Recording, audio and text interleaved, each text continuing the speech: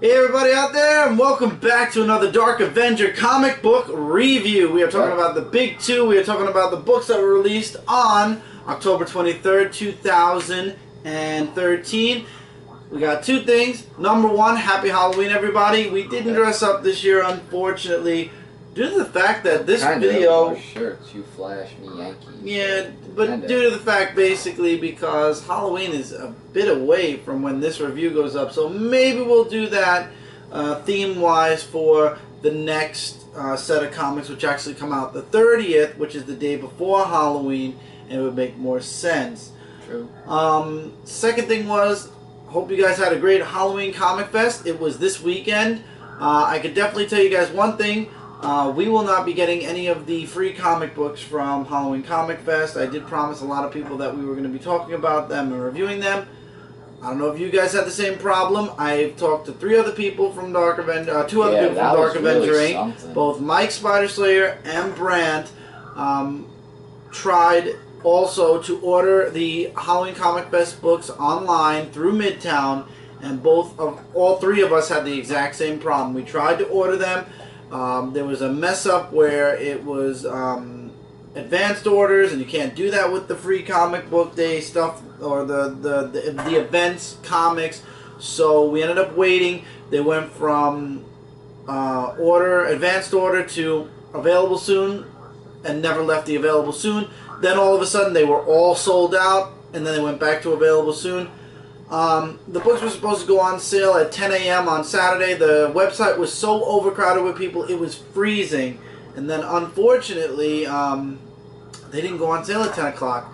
They didn't go on sale at 10 o'clock, 11 o'clock, 12 o'clock, 1 o'clock. They didn't go on sale 12 hours later. We are now over 24 hours later, and they are still available soon.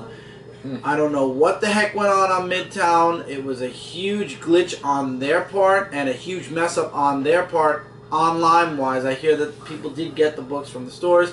Like I said, Mike Spiderslayer gave up. He went to his local comic shop. I do not have a local comic shop, so there's no Halloween Comic Fest books on our end. But from what Mike Spiderslayer tells me, they weren't a big loss anyway. Not like Free Comic Book Day. They were more of a small set of books. So it would have been nice. It would have been nice for the Halloween theme episode for next week. But hey, what can you do? However, for this episode, this is big. This is very big. Third thing, outside of the comic books, this is officially my 800th video from this channel. Congratulations. On YouTube. We'll wait to see when we pass 2,000 and 1,000 like we did on Brooklyn Boys. Well, that's a long... We're close, 800. Well, yeah, 200 until 1,000. Yeah, watch that be your 300th comic review. That would be crazy. That would. But I am working on something that I might test out sometime in November, which is going to be something I don't want to divulge at this time. Maybe I'll do a small update video on what it is once I work out the details. But it is going to involve a couple more videos coming out of this channel. We just uploaded a massive 17 comic reviews on Dark Avenger Inc. So lots and lots of stuff. But we're up to date, so that's good. Yeah, exactly. We're up to date. I still have to do the books from this week, but Mike already covered the books from this week on Dark Avenger Inc. But I'll catch up on them. I always do my books in the middle of the week. So let's stop talking about stuff and let's start talking about comic books. Yep. Oh boy. We're starting with Marvel. And, dear Lord, Iron Man number 17, this is my last issue, everybody. And if you checked out Dark Avenger Inc. before checking this video out, you know exactly why. The big revelation, everybody. The thing that took over 6 or 7 issues to reveal in the secret origin of Tony Stark. Ready for this? This is a huge spoiler, but I'm sure everybody knows this by now because I'm sure everybody was pissed off about it. I am. Tony Stark was adopted. The son that 451 saved was hidden away. And he can't breathe on his own because his father tried to screw up change what 451 was doing to him. And it kind of caused the child to lose the ability to breathe on his own, so he's stuck in an iron lung. And yeah, Tony Stark's last thing is, in my experience, Stark Boy, the Stark Boys, basically the Stark Boys are going to save the world. Him and his brother. Yeah, how long is that gonna take? This, wow, this is no words for this. I believe Kieran Gillen really screwed up a lot of Iron Man right here. I'm tired of these stupid, like, the writers are not, I feel, writing sometimes for the story. They're writing for the shock factor, for the big ending, and it ruins the stories. It really does. In this case, Tony Stark's adopted. Done. The end. I'm not picking up Iron Man anymore until somehow they retcon what they just did in this book, which I don't believe they can do. No, not, unless they make this like that, humongous, unless they make up this humongous story where, oh, we were just kidding. Yeah, it was all a dream. Or this brother faked everything, and he's like the super master. Or even better, they'll go back in time and prevent any of this from happening because they're all time travel Marvel. Remember that. We're gonna get to time travel in a little bit, so don't worry. Dear Lord. But I'm done with Iron Man. This is my last issue. I don't care anymore. I'm done this series. I know I was very mad at Matt Fraction for what he did with Hawkeye last week. This week, I wish Matt Fraction was back on Iron Man because I loved his run on Invincible Iron Man. Matt Fraction did a real... There were times where I dropped the book, but when the series ended, when it was the end, it was good. It ended on a really high note, and then this series started up, and it went straight down the pooper. Straight down. I don't know anybody who's reading Iron Man anymore except Brandt, who I don't know if he's even going to be reading Iron Man after this anymore. I'm not sure. And I know Jay's reading a lot of Marvel stuff, so... And Mike Spicer as well. No, he dropped it. Oh, he did? I was one of the few that stuck by it, but I've officially given up. Everybody, I've given up on Iron Man. You say Tony Stark's adopted, I say goodnight, Irene. Superior Carnage issue 4. The Wizard and his group, the Fearsome Four, which are really only 3, versus the Superior Spider-Man. And Superior Spider-Man. No, Carnage. Forget his Claw and the Wizard versus Spider-Man.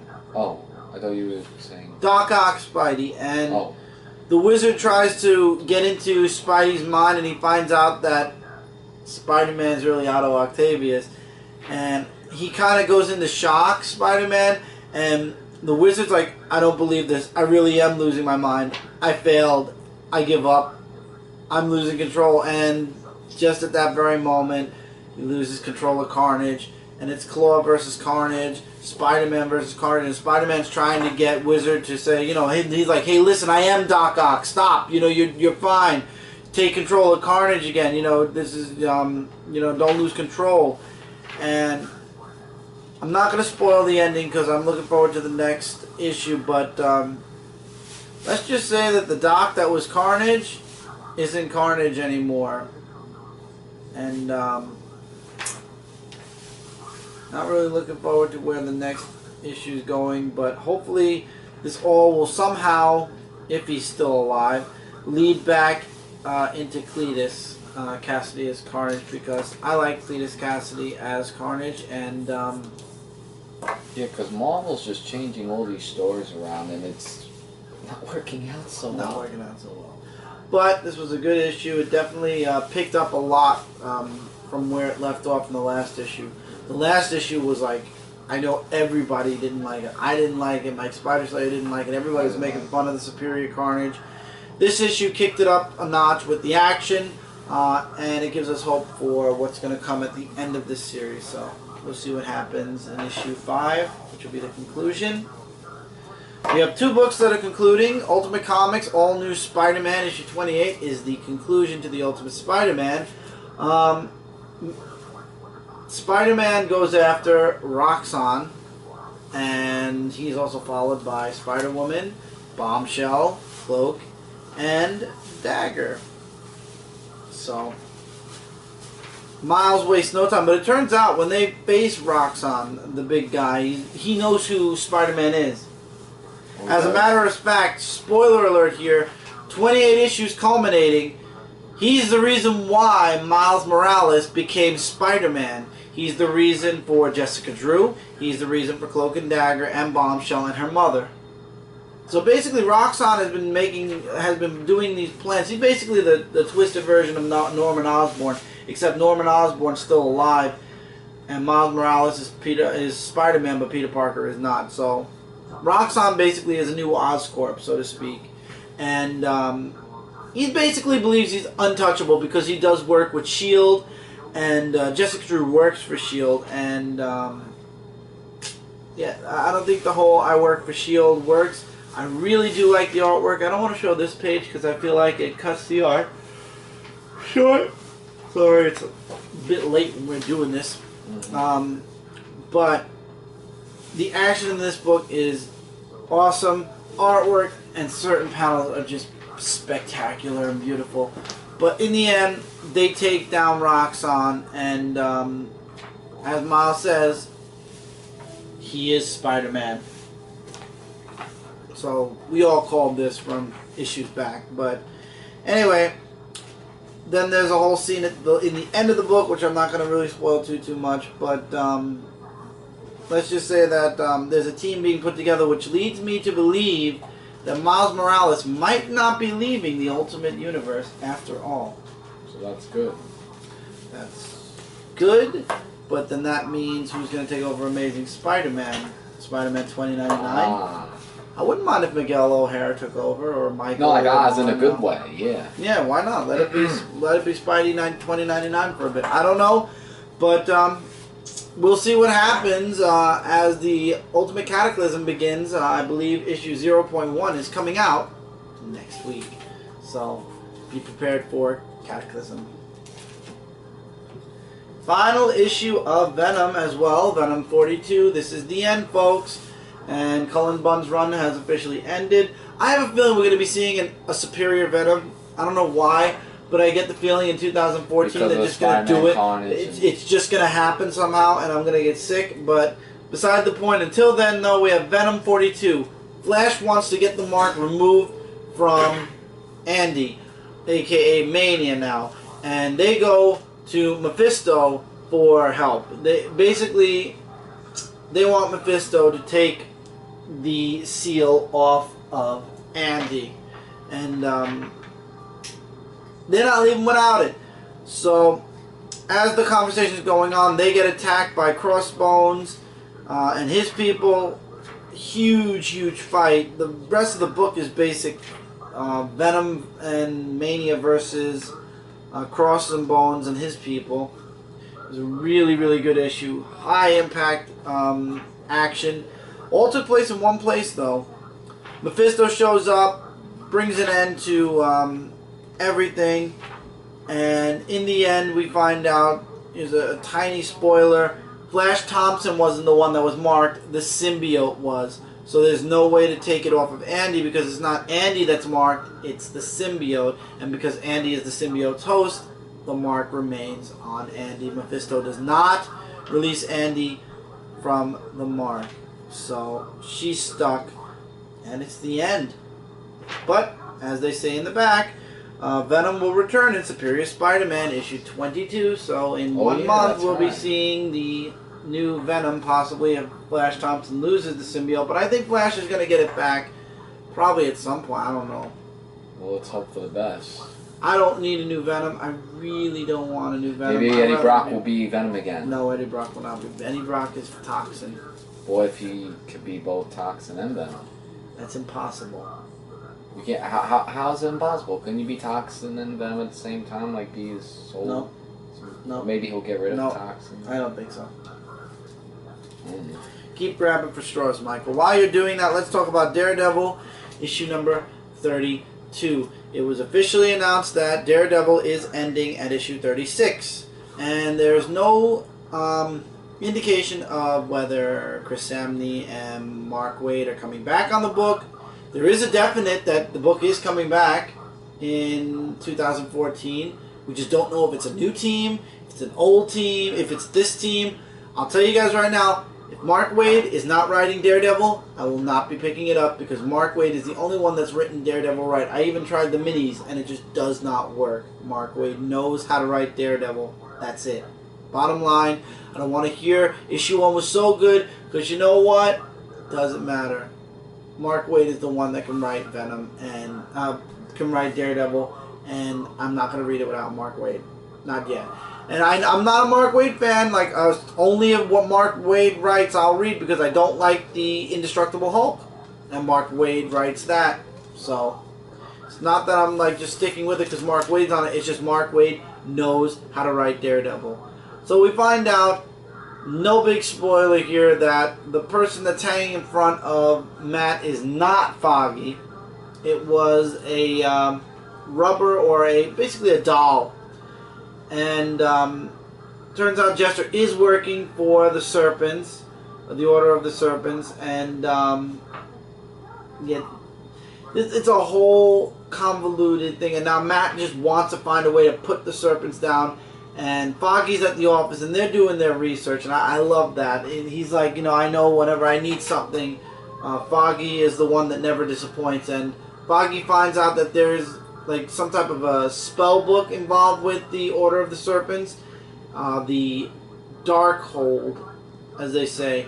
And Daredevil goes to the one person he knows that he's worked with, that he is on a team with, that does magic, and that's Doctor Strange.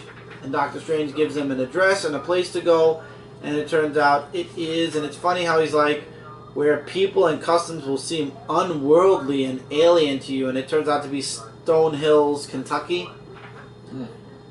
Brant, if you know where Stone Hills, Kentucky is, maybe you could shed some light in the comments, because I have no clue.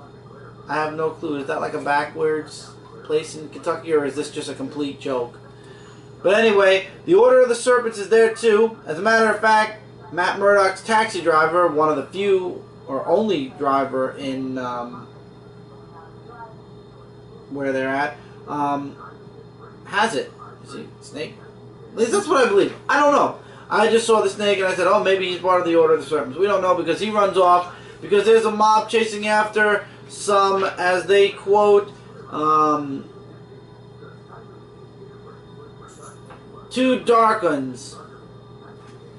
So enter Daredevil, who tries to save the people that are being chased after by the evil mob, and it turns out that the mob might not be so evil, and the people he's protecting might just happen to be monsters. Yeah. Kind of Halloween. So he's trying to help them. They think he's against them because it's a whole big confusion. He's trying to protect them from the mob, but at the same time they don't trust him, so they stop him, and then the mob attacks again, and he escapes. And then while he's trying to assess everything, something happens to him, and oh boy, the ending of this book, that definitely don't look good. And that's to be continued. I left out a bunch of stuff that you guys are probably saying, I have no idea what happened in this book. There's a reason. Read this series. This has been an amazing series by Mark Waid, and I just don't believe they're going to end it and restart it in the all-new Marvel now and not keep... If Marvel does not keep this team, they're crazy. This is the Daredevil team right here. Mark Waid has done an amazing job, and Chris Samney's artwork is spectacular as well. You get rid of this team, you're getting rid of the heart and soul of Daredevil right now, because they have not missed. Not one issue did I not like.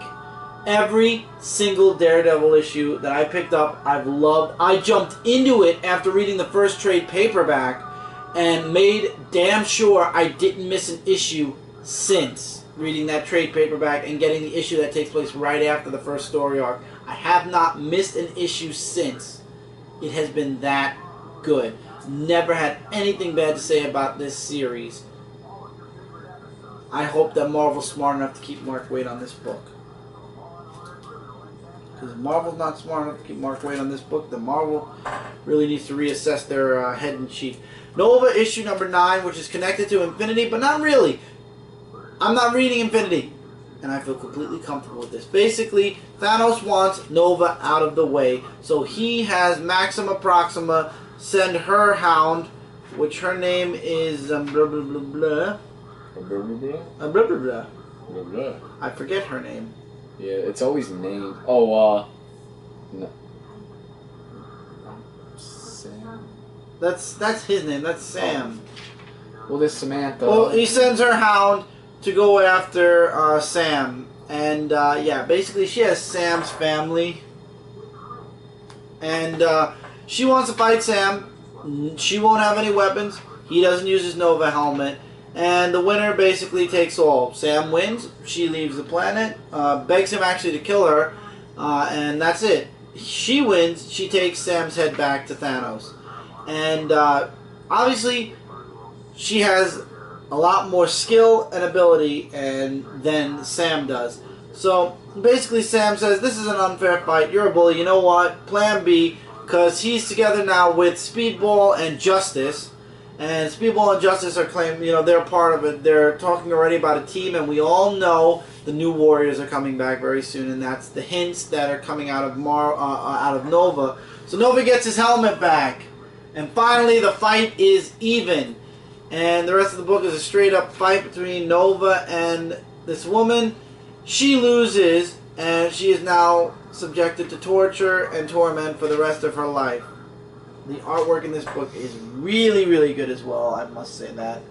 And Sam goes back to Earth, and yeah, basically this is all leading into Nova 100, which is where I guess they're going to have the biggest hints leading into the new Warriors, which I believe starts in February, because the new Warriors was not in the January solicits. So new Warriors probably is going to start in February. Issue 100 is December. No, we're in October, so issue 100 is November. So around issue 103, 104, we're going to get the new Warriors, probably. Right, which should be around the month of February. And I'm interested, because Brandt has not stopped talking about how awesome the new Warriors were back then. He talked so much about it that I was this close to buying the trade paperback. If they did not mention the new Warriors were coming back, and Scarlet Spider was going to be on the team with Nova, Speedball, and Justice, I would have definitely gone back and got the trade paperbacks. I probably still will go get the older trade paperbacks. It sucks that Hawk isn't on the team, but I don't think Hawk was on... Not Hawk, Nighthawk. Nighthawk. Oh, I don't know if he was on the original team. I believe he was. I don't know either for sure, but this is a really good book. Nova's been amazing as well. Next, we have the final book from Marvel, and that is Wolverine and the X-Men, issue number 37, Battle of the Atom, issue 9, the Pendulum issue. The future X-Men, who are now discovered to be the Brotherhood of Evil Mutants. That's right, Jean Grey, Beast, all those people, who were believed to be the who we all believed were the X-Men up until this point. It turns out they're the Brotherhood of Evil Mutants. Xavier is now paralyzed thanks to Future Colossus. Deadpool from the future is dead. And basically, the Brotherhood lost. So now it's all about saving the past X-Men and bringing them back. And we find out in the future, thanks to...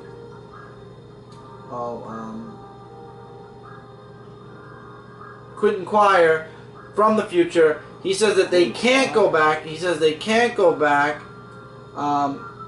because there's something that needs to be, that they have to do first. And he can't say what. Nobody's saying what. But Jean did say she knows that if they stay there, one of the past X-Men, one of the 5, is going to be responsible for something horrible. What, we don't know. Which X-Men, we don't know.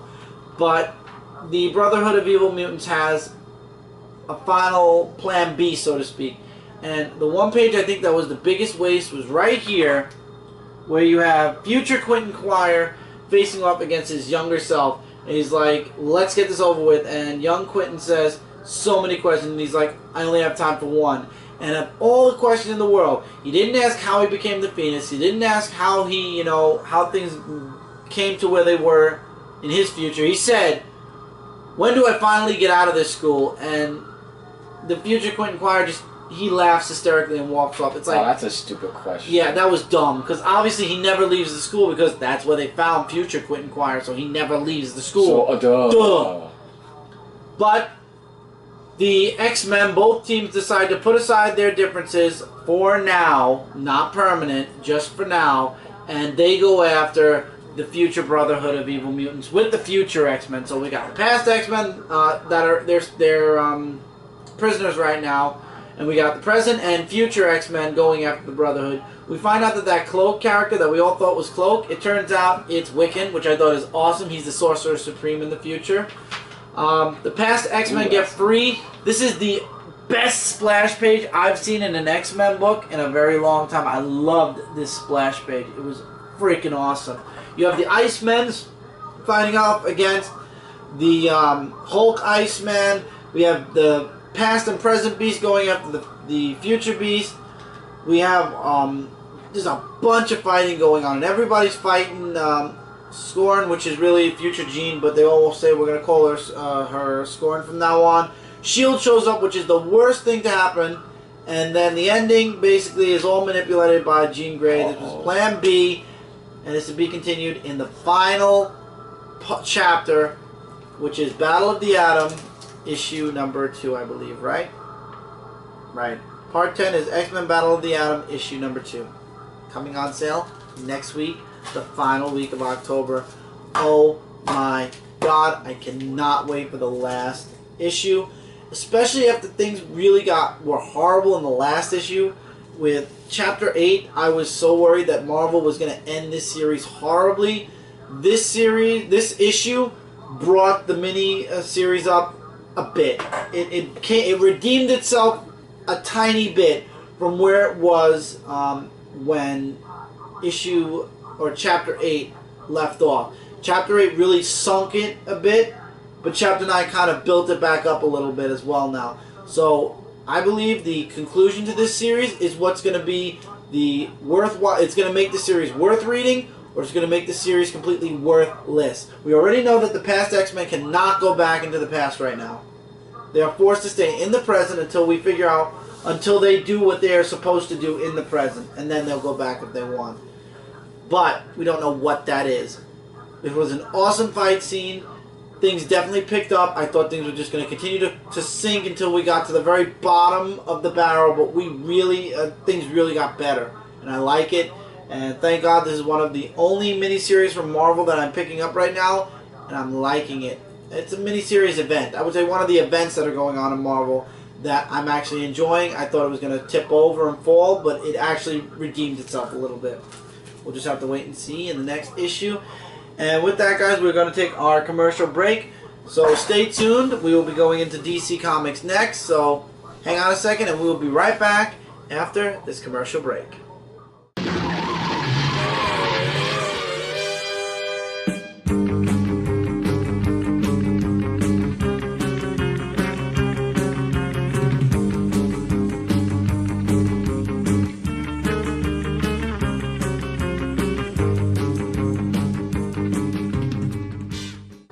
Hey everybody, and welcome back to this week's Dark Avenger Comic Book Review.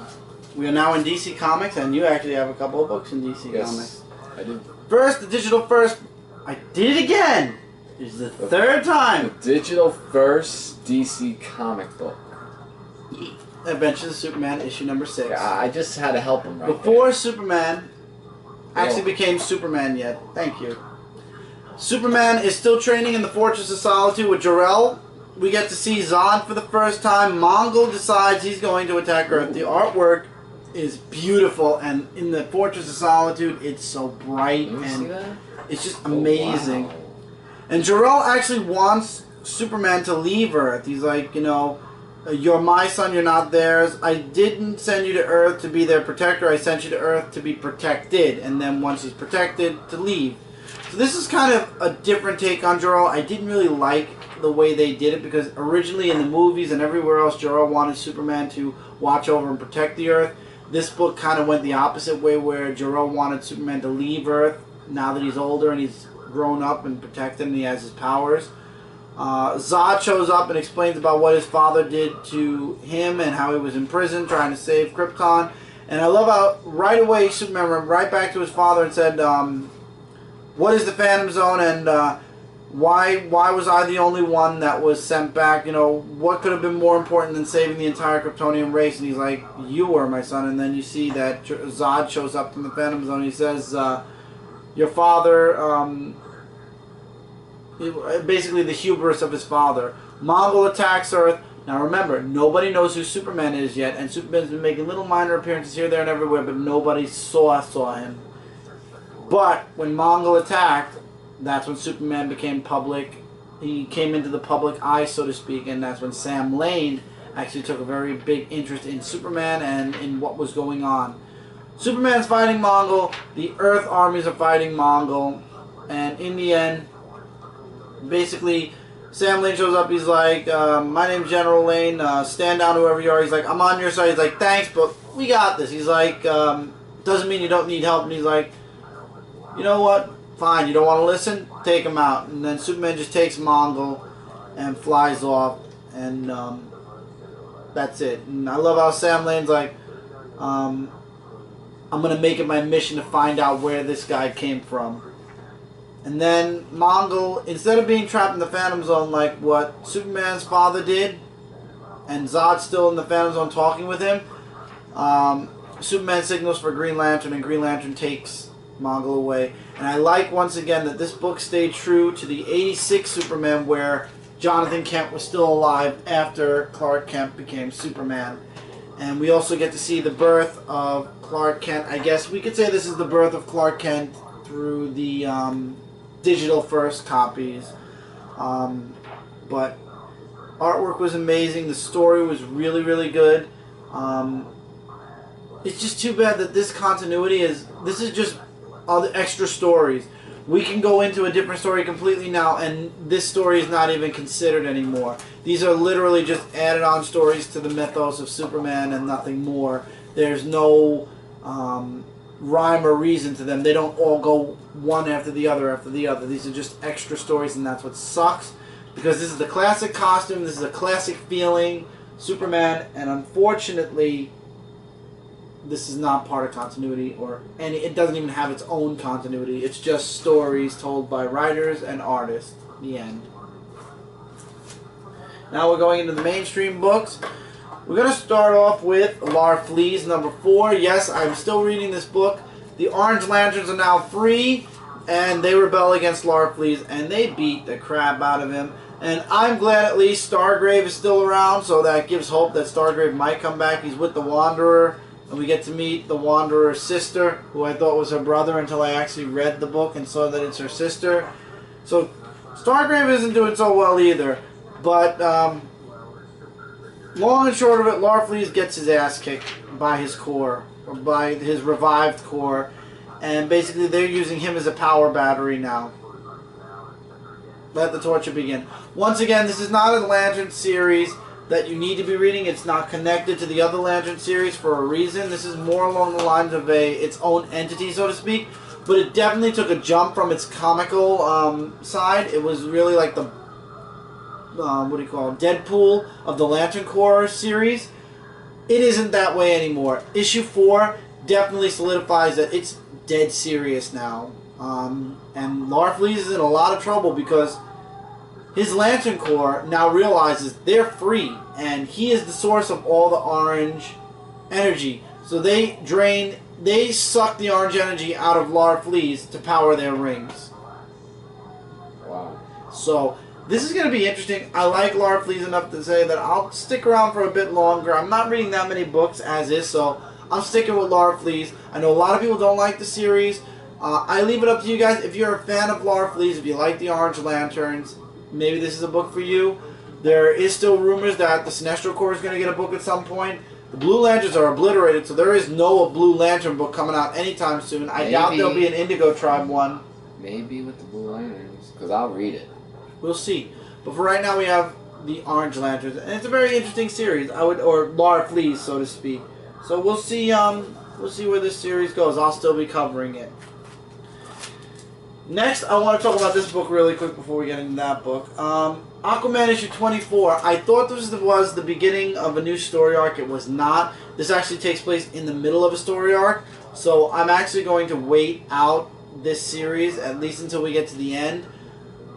Aquaman apparently is out for 6 months because he tries to take control of something. Long story short, we find out that Aquaman's descendants were the bad guys in the past, and the old dead king of the Seven Seas is Atlan, and he was the good guy now turned bad guy. Because Aquaman's great-great ancestor took everything from Atlan, and he was the reason why Atlantis sunk and the 8 kingdoms broke apart. And it turns out that the Trench is one of the 8 kingdoms, and the people that Aquaman fought from the beginning of the series, I remember the things from the Trench. Yeah, they were Atlanteans at one time. Artwork is really good, though, I will say that. Here's a picture of Atlantis being broken apart. Aquaman does have a beard and mustache, but obviously that's because he was in a coma for 6 months, so what exactly do you expect? Try to get a good scene here. But I think I'm going to abstain from buying Aquaman for now until this ends, because I feel like I jumped into this book midway through, or the story arc midway through, and now I have no idea what's going on except for Aquaman fell to the dead king, and Mira's missing, and yeah. So I'm going to abstain from buying Aquaman for I think 2 more months. I believe Brand said issue 26 was, or 25 was the jumping on point. This was such a nice cover though that I didn't want to skip it. It was a really nice looking cover, and it looked like it was a new story arc, so I tried it. Wasn't good. If you're reading Aquaman, you're going to be loving this series. I enjoyed the issue, but I was just too lost to really get into it. I thought that it was, like I said, like a segue to the next story arc. It's not. So instead, I'm just going to abstain from reading Aquaman at least until after this series, this story arc's over. I know Jeff Johns will be gone by then, but we'll see. Maybe it'll still be good, and we'll stick around, and I'll stick around for a bit. Next, Superman 24, The End of Psy-War. Come to the rescue, Lois Lane. Lois Lane breaks out of her coma, only temporarily, and is now a being of blue energy, and yeah, Lois Lane basically has psychic powers now. And with the help of Hector Hammond and the Hive Queen, Superman is able, who didn't see this coming, to take down Psycho Pirate in less than 1 issue. Less than 1, and also Lois Lane helps, of course, with her psychic powers. But, unfortunately, she uses up too much energy, and she slowly slips back into the coma. And this was part of my Versus video. Then we get the dumbest scene where I am going to curse for the first time in my reviews in a very long time. This is the scene where I say, "Fuck you, Dan Didio. Fuck you. You're the reason for this shit. I can't wait till you retire and get the hell out of the editor-in-chief's chair at DC Comics, because your what's the word I'm looking for? Your opinion on how if superheroes are married, it ruins the story, and there are no stories that can come of it after that, is retarded, ridiculous, and completely and utterly stupid."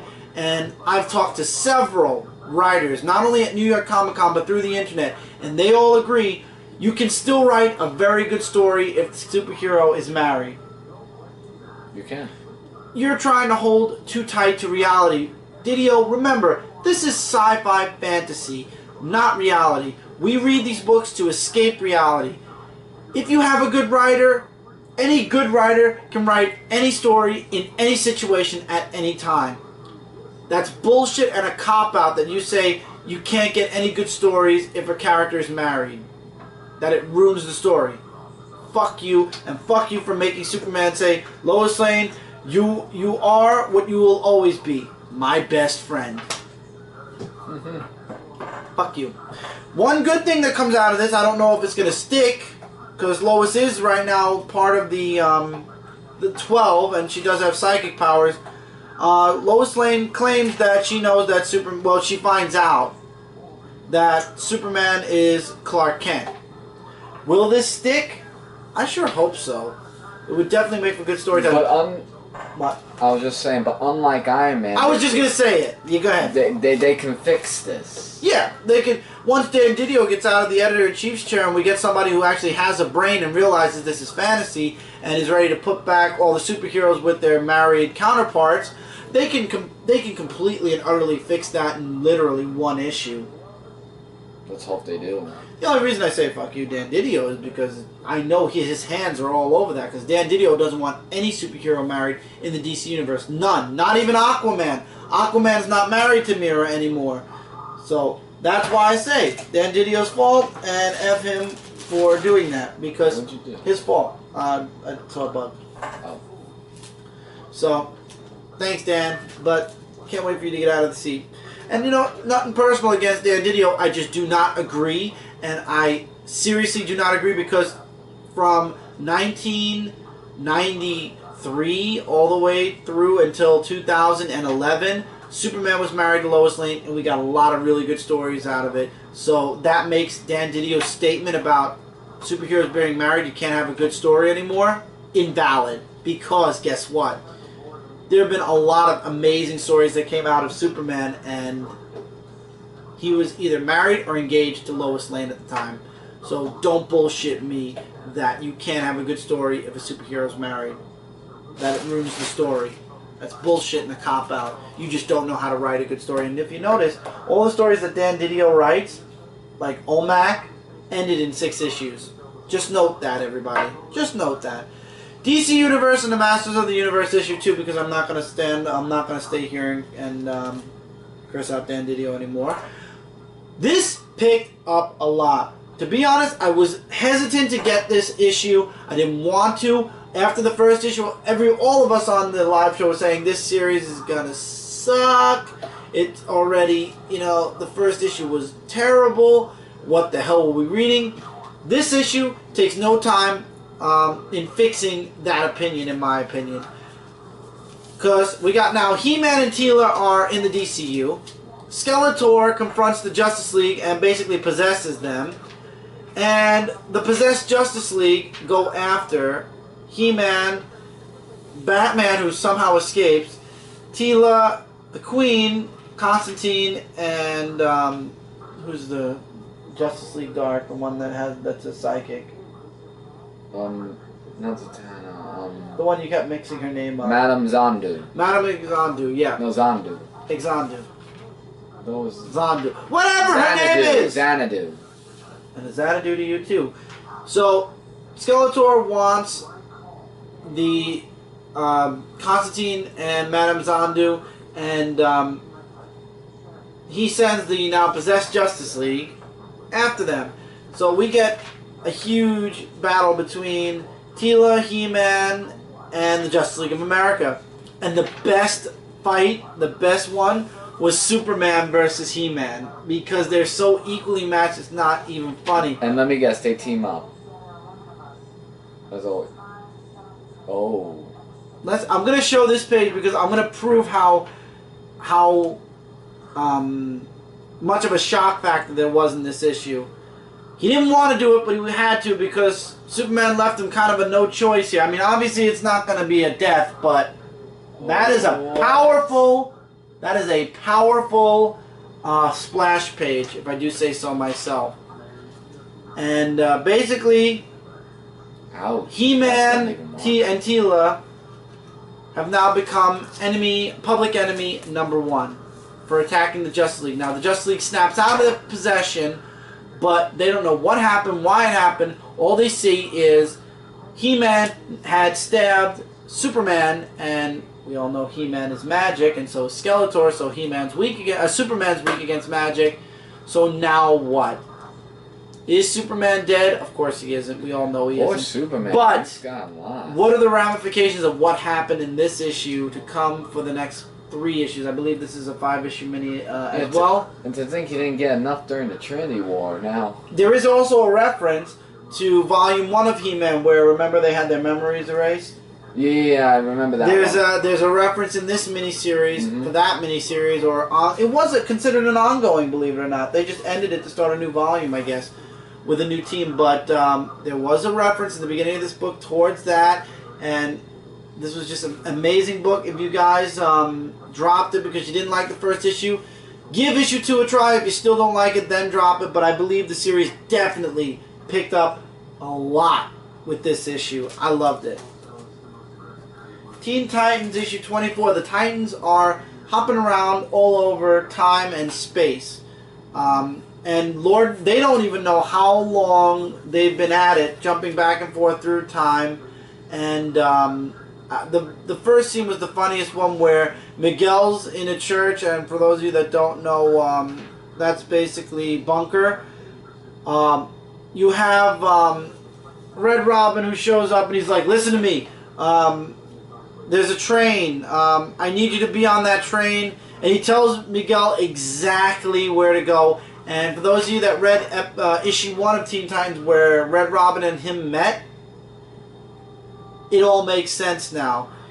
When he said he was sent there to become a Teen Titan, and he was sent there from a vision, the vision was Red Robin. Because Red Robin was hopping back and forth through time. So he went back in time, saw him, and said, you have 5 days to leave here, make your way onto the 347 freight out of Tucson, Arizona. But wait, not the station. You need to get on the 12th car at the mile marker 160. And he's like, I don't understand. He's like, you will. And whatever you do, don't tell me about this. And he's gone. They always do that. And then we have several other Titan members hopping back and forth through time.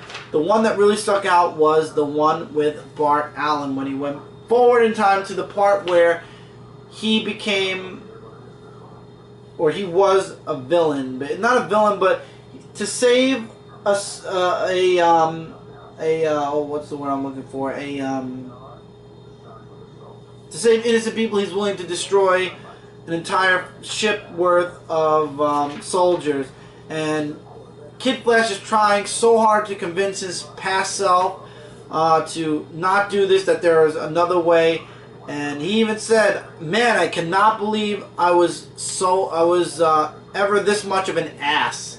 But yeah, he was at one time. And in the end, basically, his words fall on deaf ears, because his past self basically does it anyway. And finally, they figure out that Raven is the only one that could actually possibly Ooh, that's nice. save them. This was an awesome splash page. And we all know Raven's still working for her father. Apparently, in the New 52, she's a bitch. And after she is able to reach out to all their souls and basically possess them, marks them. I'm sorry, she marks them. The last page is her telling her father, I did it, they let me do it freely, may I come home now, Father? And she's stuck in time, just like the rest of the Titans. So that's it. To be continued. This is no longer a Forever Evil tie-in. Once again, guys, this does happen after Forever Evil 2. It does reference that right at the beginning of the book, that this takes place right after Forever Evil 2. So if you're not reading the Forever Evil series, really quick, Johnny Storm broke them and sent them all through time. He broke the tether that was holding Kid Flash in the present. Oh, yeah. And all of them got sucked into a time loop. And for who knows how long, they've been bouncing back and forth throughout time and space. And in this issue, they find a way to kind of stop that. Raven's the one that actually saves them. But what will happen next, we'll find out in the next issue. It was a little bit convoluted, but I enjoyed it. Red Lanterns 24. I enjoyed this book so much. Kyle Rayner gets the Butcher entity, and Atrocitus now has Kyle Rayner at the top of his list to destroy, because he stole the entity of the Red Lanterns. The one thing I don't like about the Red Lanterns book is the Red Lanterns call themselves the Reds, and the Green Lanterns call themselves the Green. And I know that this is the new writing team, but I'd rather they just say the Red Lanterns and the Green Lanterns. Like where Guy Gardner says, I'm a Red now, I don't want to be a Green anymore. He could have easily just said, I want to be a Red Lantern now, I'm not a Green Lantern anymore. But he feels betrayed by Hal Jordan, because there is no longer a way to break him free of the Red Lantern ring. And yeah, there's a fight, because Hal Jordan shows up on Yasmal, and there's a fight between Guy and Hal right there and then. He's like, wait, listen, as your friend, just give me a minute. And he explains what's happening, and that the Red Lanterns don't really depend on a lantern, they depend on the blood of Yasmal for their power. And he needs them to stop Relic. And Guy Gardner's like, fine, but literally I want something in return. and we find out later on that what he wants in return is his own space sector, where no Green Lantern can ever, no Green Lanterns are allowed. And we all know what that space sector is from the solicits. That's Space Sector 2814, which solidifies that Hal Jordan Green Lantern will not be joining the Justice League of America for a bit of time at least. But that's the deal. So the Red Lanterns get their own sector, and they will assist the Green Lanterns in stopping Relic. However, Kyle Rayner shows up in front of Relic, and Relic thinks that there's going to be a fight between the White Lantern and himself. And it turns out that Kyle says, no, we're actually here to help you. We have to tear down this source wall. Wow. I don't know why, but I feel like this issue was very rushed. A lot of information in one issue, but it was really, really good at the same time. I enjoyed this issue a lot. I would definitely say check it out. It's just very heavy on, the story, and it's all to be concluded in Green Lantern Annual #2, coming out next week. Yes, that's going to be something to look forward to reading. Mm-hmm. So I'm interested in seeing how this is going to end and what kind of impact this is going to have on the Green Lantern U, or the Green Lantern status quo in the DCU.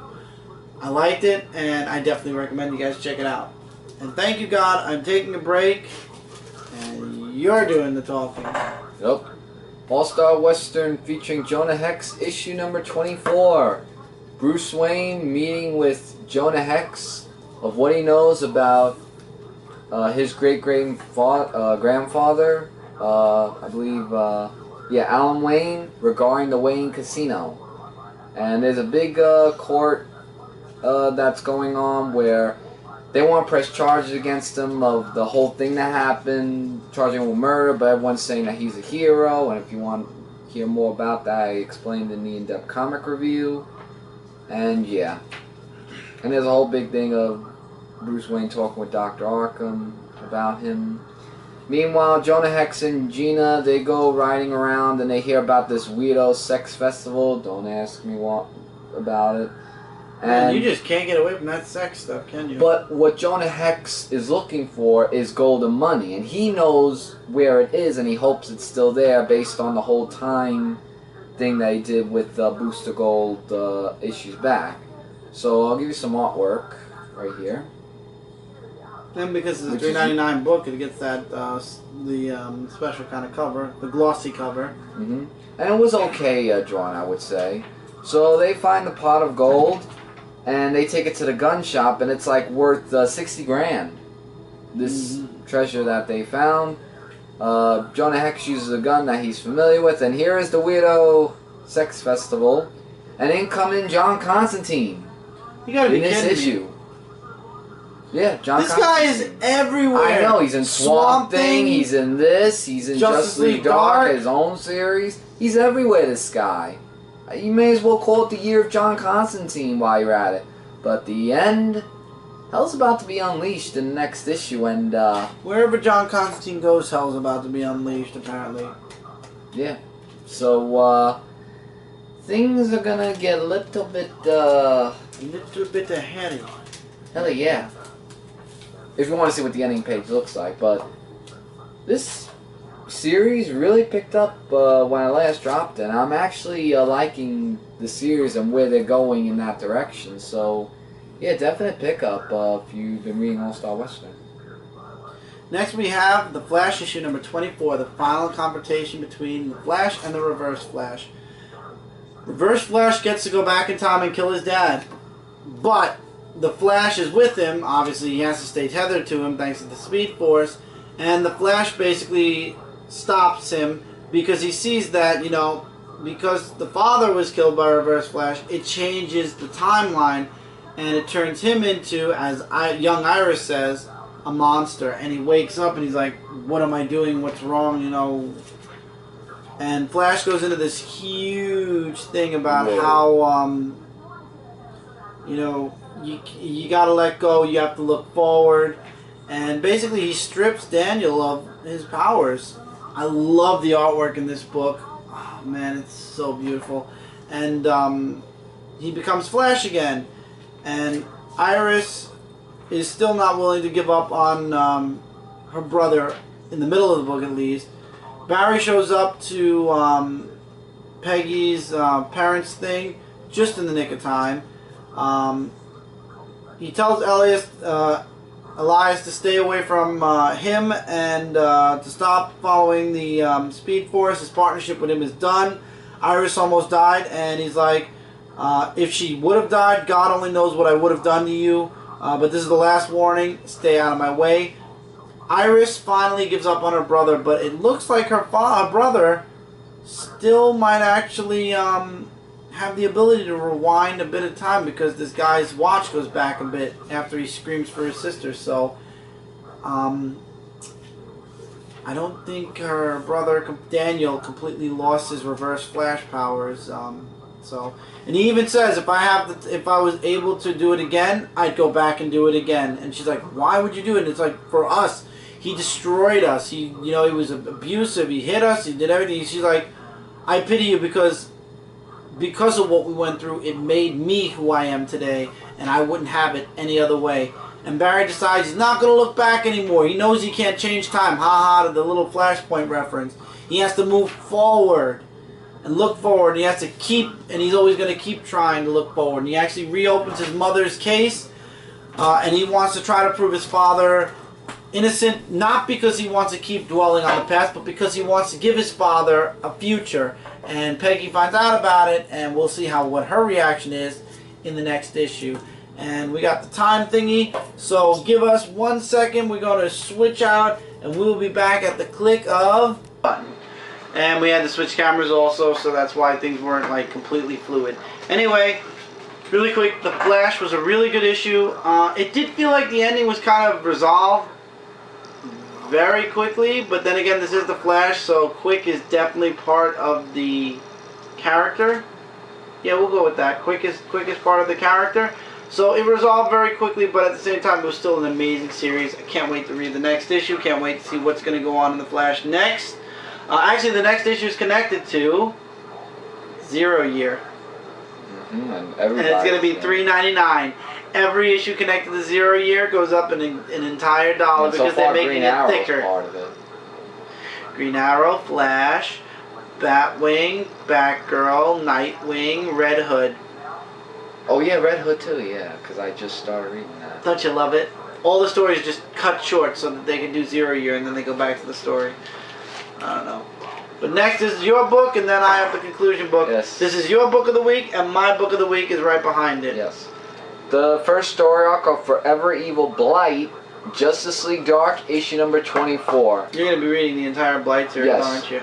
This, Pandora, well, I'm going to start reading Pandora, John Constantine, and Phantom Stranger. I will be covering all that in Dark Avenger Inc., and I already covered It's a 12-issue series. It's 12 issues. Yeah, I know. And this book, and I believe what Kat says, this actually reminds you of a like haunted movie of the 60s. I mean, basically, right John here. Constantine was saved by the House of Mystery, which I found interesting. Well, first he didn't know where the hell he was, but then after he shook it off, then he found out where he was. Then he talks about what happened with his team, the Justice League of America, and the Crime Syndicate taking over the Justice League, and you know, the fact that now the bad guys finally won, and he's just having all these delusions of being here, there, and everywhere. Like, he's just really all around. The artwork's phenomenally awesome in this issue. It was mainly pinpointed on Constantine, and then we do get Justice League Dark appearance where he says, oh, you're not real, you know, none of this is real, and all that other stuff. He wakes up with Satana, which isn't actually Santana.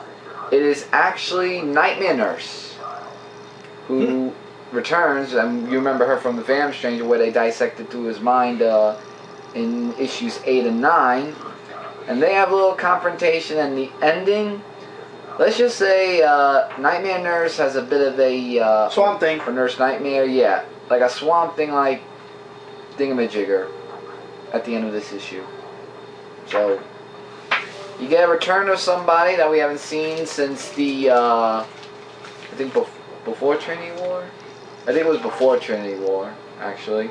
But this is actually a jumping point of Forever Evil Blight. And it's a jumping off point if you do not want to read Justice League Blight, because it is heavily connected to the other 3 books. If you're only reading Justice League Dark and not Constantine, Phantom Stranger, or Pandora, it's going in parts. It's connecting stories Right, that go in parts. because when they connect, it might make a yeah, you story. might want to. I wish they did the mural thing like they did with the Trinity War. So either you'll want to stick with all the you'll want to jump on a certain series at least until Blight's over, or you'll just drop it until Blight's over. Yeah, but I'm definitely going to be covering all that in Dark Avenger Inc., all 4 books, including Pandora. Right. And I'll be dropping Pandora until he's done reading it, and then when he's done reading Pandora, I'll go back on Pandora when Blight's over. Yep. But book of the week, highly recommend you get Justice League Dark. Definitely. And ironically enough, my book of the week is Justice League issue 24. Why? It was flipping spectacular. I read it too. Okay, you know, we've always complained about how when a miniseries is going on, too many tie-ins, and some of them are gonna suck. And damn it, everything from Forever Evil, the 3 miniseries, well, 2 out of the 3 miniseries so far, the Justice League books connected to it, the Teen Titan book, and the Suicide Squad book, everything connected to Forever Evil has been damn good. Not Absolutely. one thing was a folly, not one thing flopped so far. This book gets my book of the week because we get the origin story of one of the most powerful evil people in the crime syndicate, Ultraman. AKA Kal-El. Yeah, ironically, K-A-L--ill. it's the same story as Superman, but just in some ways different. It's similar but very different. Well, very different. In Universe 3, everything is backwards. The Kents are evil. One is Martha Kent is a drug addict. Jonathan Kent is an abusive father. Krypton, all the Kryptonians are evil, and the father actually in the recording on the ship is telling his son, you know, don't date Earth women, don't be weak. Weakness is, you know... Like just giving him low self-esteem, confidence. Yeah. And basically, instead of the sun giving him power, it's the kryptonite that gives him power, and the sun that drains the kryptonite away faster, so... Ultraman has to stay away from the sun or else he gets rid of the kryptonite. Which is thus why the eclipse happened. And we get cameos from 3 of the people that joined the crime syndicate. We also find out that something came to Earth 3 and destroyed everything. And they brought a survivor for help, to do help. And then we get little glimpses of where all the rest of the crime syndicate are. And then Ultraman makes a detour. He was going to Kondak to stop the Doom Patrol and Black Adam. Him and Grid are talking, but he decides to stop off in Metropolis first to find out what Jimmy Olsen exactly is, because apparently he and Jimmy Olsen on Earth 3 were bitter rivals or whatever. In this world, he just gets the snot. Yeah, he beats up Jimmy something bad, and he hurts Lois a lot too. And they're begging for Superman to come save them, and unfortunately nobody's there to save them. That must until one of the last few pages where Black Adam shows up. And he just... So Superman might not have been there, but Black Adam wasn't. It's amazing. I like the way they do Black Adam in the New 52, where he's not a complete evil supervillain. He actually is more of an anti-hero, where he believes, like, you and your foolish allies have come to rule our world, but I've spent my life ripping apart those that would try. He says, I tear them limb from limb, and then he realizes that Ultraman isn't exactly somebody that gets taken down easy. So, definitely it's going to be interesting. Yeah, it's going to be interesting to see Ultraman versus Black Adam, but it says to be continued in Forever Evil 3, so we might get to see bits and pieces of that before Justice League. What happened to the other people that were going against the Crime Syndicate? They're in all different books. Oh, so they're going to be going... Yeah, because I saw the poster where Crime Syndicate was going against Lex Luthor and... Yeah, no, that's all different places. Oh. This was spectacular. You get Ultraman's origin. Ultraman confronts a lot of Superman's closest friends, and when Superman comes back, oh, I pity Ultraman, something awful. I hope But until Superman gets comes, him. but until Superman comes back, Black Adam's there to kick some ass, and that was awesome. Also, I don't care what anybody says. I like Black Adam as an anti-hero, or somebody who's going to be there to defend Earth no matter what. That was spectacular. This book was spectacular. Book of the week, 5 out of 5. Holy crap, Jeff Johns just does amazing work with Justice League. I'm glad he's leaving Aquaman and not Justice League, because this is a killer series. Love it. I feel bad I dropped it at one point. I really do. Spectacular. Jim Lee is not the artist though, it's Ivan Reis, but it's so good you are not going to care. But I believe, wait a minute, I think Jim Lee left the book anyway. Well, he's doing the Superman Batman one. No, he's doing the Superman Wonder Woman. Wait, Oh, Superman Unchained. He's doing Superman Unchained. No, he's doing Superman Unchained. Oh, I'm thinking of the other guy. These names. Tony Daniel. No, he does Superman Wonder Woman. Right. I'm talking about the Batman Superman one. Jay Lee. Yeah, Jay Lee. He's gone. Yeah, Thank God. They have these last names that sound the same. Guys, if you have not checked out Justice League number 24, I highly recommend. I'm highly, highly, highly recommending you guys check out Justice League issue 24. It was spectacular. It was huge.